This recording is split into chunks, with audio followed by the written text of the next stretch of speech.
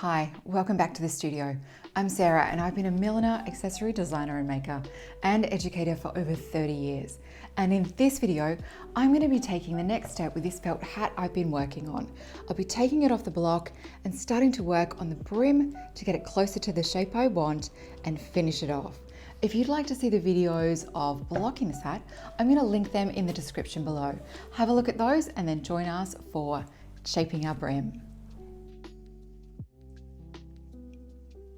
Okay, let's have a look at the equipment we're going to need for the next step of making our hat. First of all, I'm going to need some cutting stuff. So I'm going to grab my Sarah Sharp scissors, a pair of smaller scissors to cut threads and stuff, and a small knife to cut into my felt to make sure I'm not wasting any.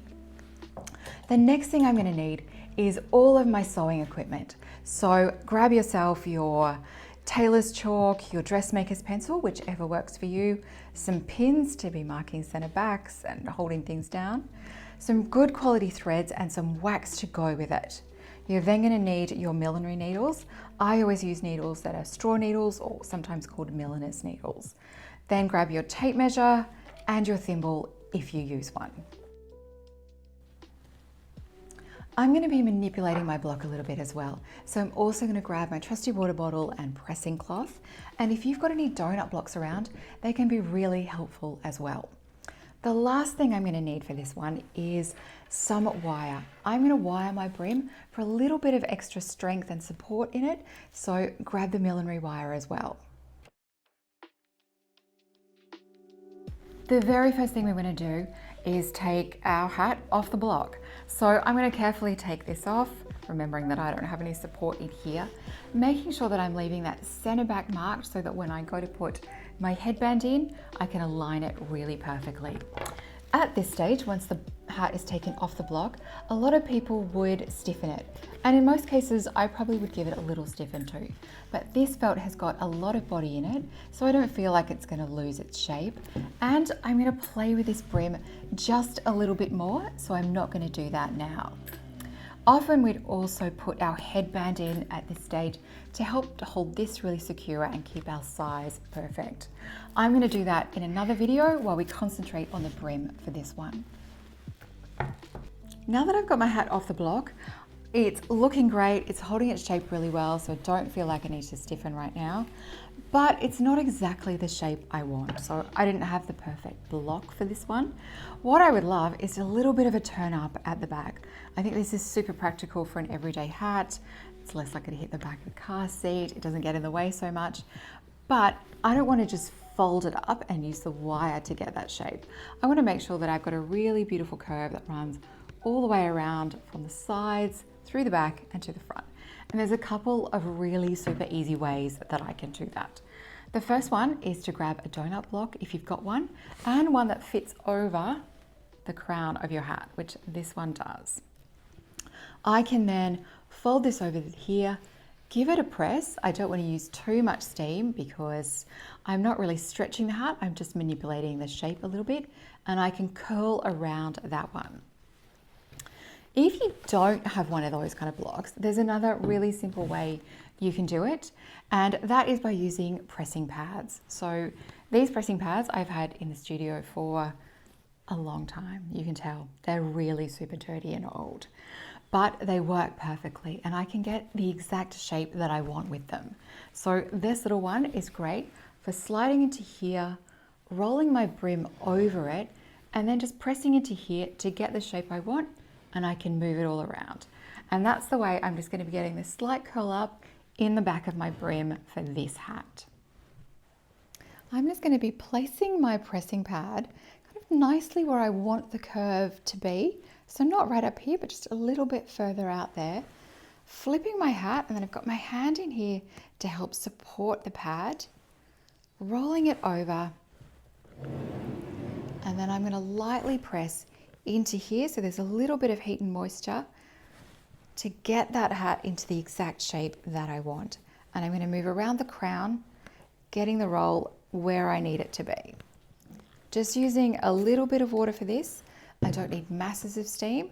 Remember, I'm not stretching the hat. I'm just manipulating this shape a little bit.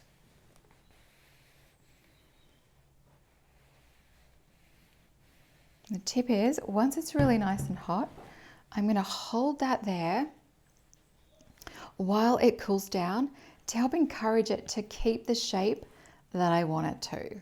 And it's just that, working around the crown where you want that roll to actually be. You can see when I take that off, it's starting to hold that roll in here. I just need to move it around to these parts of the hat. So my hat's been drying for a while now, and I've got this lovely soft curve just in the back of it that pulls it up a little bit. It's kind of subtle, but that's what I'm looking for. And my next job is to get it off here and decide how big I want this brim, so I can start to get rid of all of this excess that's hanging around here, making it hard for me to see what's really going on. I'm going to stick with the exact shape of the block for this one.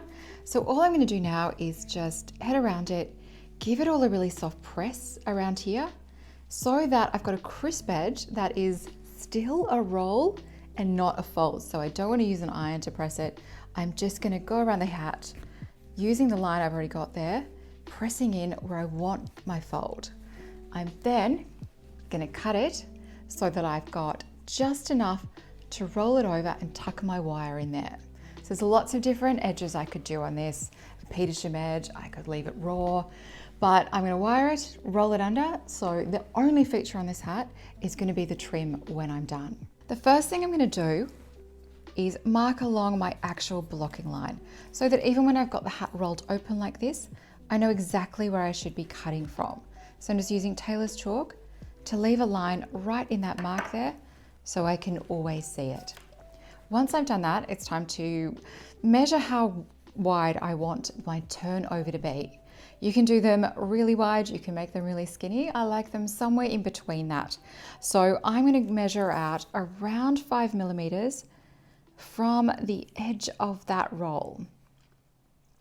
So I'll be leaving marks here so I know exactly where to be cutting.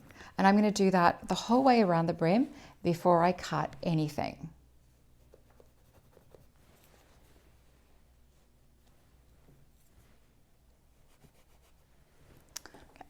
Now that I've marked my felt all the way around, it's time to start cutting it.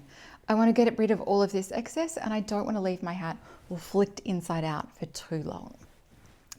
What I don't want to do is grab my scissors and cut all the way into there, slicing my felt in half. I want to make a little incision in here so that I can cut from here, making sure that I'm keeping as much felt intact as possible should I want to use it for a trim or anything else. So because I'm a creature of habit, I'm going to start at the back and make my cut in this felt. Now that I've got a little slit big enough to get my scissors in, it's time to start cutting my hat. I'm going to move from working on my table to working on my lap so that I can work around the hat in one smooth motion. So you can see my slit here and put that at center back. I'm now going to slip my scissors into here and start to work my way around the brim. What I'm not going to do is ever let the tip of my scissors cut into the felt. If I do that, I'll end up with a little nick or a little mark every time I do it. I want to make sure that my scissors are smoothly going around the brim of the hat, and you can see I'm kind of sliding my scissors to my next cut so that I'm always ending up with a perfectly smooth cut edge on my felt. Now we can see that my hat is cut, it's in its shape, and it's starting to look like the hat I want it to be. A really nice, simple, round brim with a little bit of a turn up at the back. And I've got this fantastic piece of felt left, which I can use for trims on this hat or maybe another, and I haven't wasted a bit of it. Let's talk about the wire that I'm going to be using in this felt hat.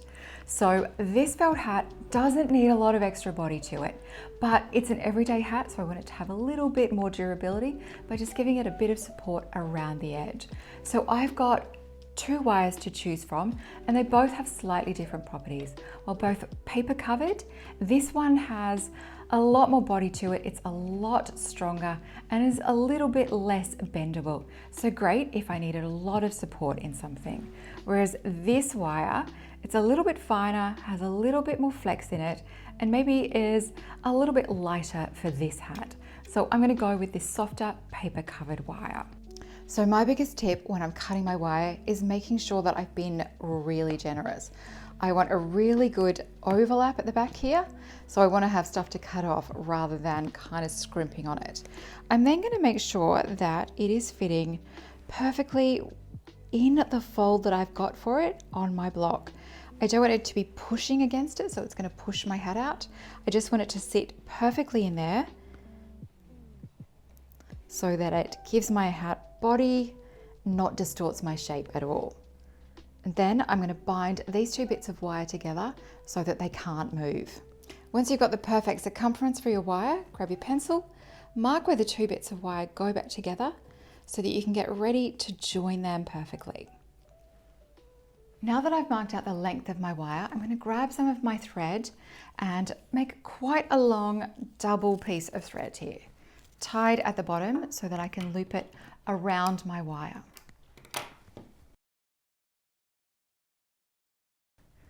The next thing I'm going to do is join my wire back together with the two pencil marks that I put on the paper, making sure that I've got this couple of centimeters overhang there so that my wire doesn't start to bend itself or poke out of here. So I like to be really generous with the wire. I'm then going to wrap this around, pull it through, and now I can start wrapping my wire. So there's lots of different ways you can do it. You can clamp your wire together, you can machine sew it together, you can use florist tape. I'm a little old school and I bind mine together so that it can't move on me and is going to stay exactly where I've put it. Now that my wire is bound together securely, I'm going to place it in the fold of my edge so that it sits in there perfectly, making sure that my bind is right at center back. I like to keep all of my workings sitting at the center back of the hat. I'm going to sit it in there and then I'm going to lightly kind of blanket stitch it here so that it can't move from sitting in exactly this curve here. Now that the wire is securely held into my brim, it's time to go around, crease this edge down again and start to sew this edge down. So I'm going to grab a single waxed thread, and sometimes I would even iron my waxed thread after it's waxed so that I've got a really smooth bit of thread to sew with. A single knot in here is all I'm going to need, and then I'm going to start working on my hat. Now I'm working up here on the table and I've got this block kind of supporting my hat a little bit, but when I'm sewing like this, I'm generally working with it on my lap and the crown just sitting between my knees so that I can kind of get over the hat and make sure I'm doing it really well without crushing it too much. Okay, what I'm going to do here is try to be really respectful of the shape of my brim and roll this edge over.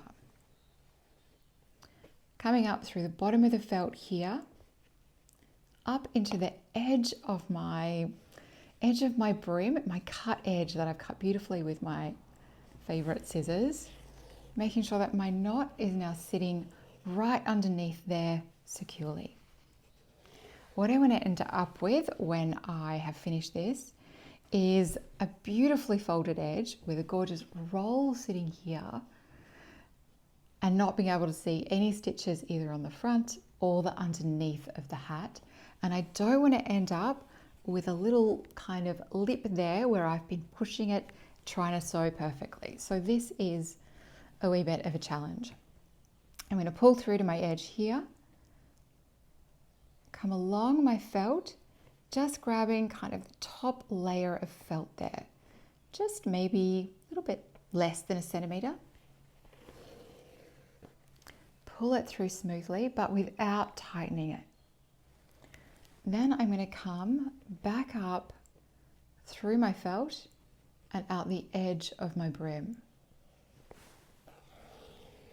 Again, pulling it through really smoothly, but not tightening it fully yet.